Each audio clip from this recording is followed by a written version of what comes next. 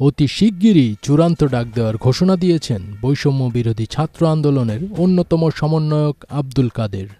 গতকাল শুক্রবার 2 আগস্ট বিকেলে এক ফেসবুক পোস্টে তিনি এ ঘোষণা দেন।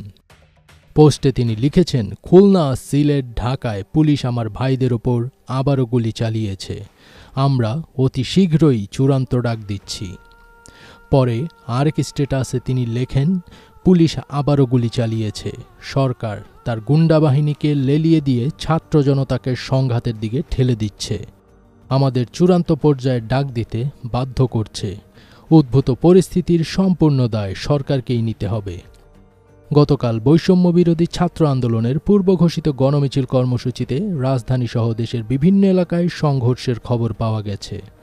বৈষম্য বিরোধী ছাত্র আন্দোলনের ডাকা কর্মসূচিতে গতকাল শুক্রবার দুপুর 1:45টায় গণমিছিল শুরু হয়।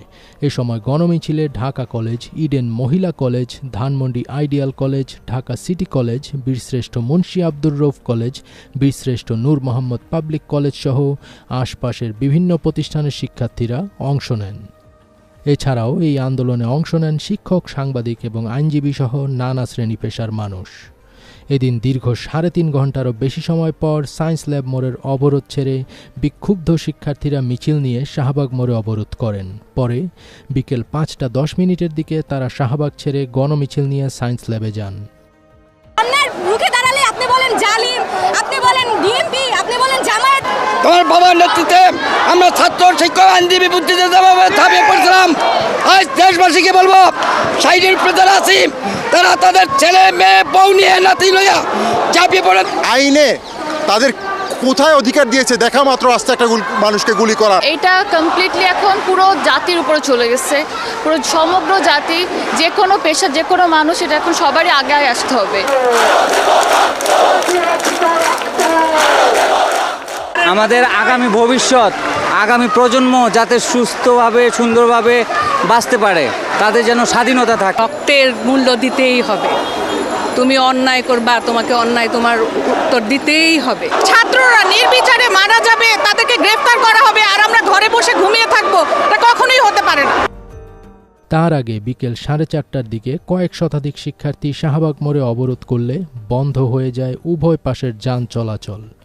এ সময় শিক্ষার্থীরা স্লোগান দেন, আমার ভাই কবরে, খুনি কেন বাহিরে।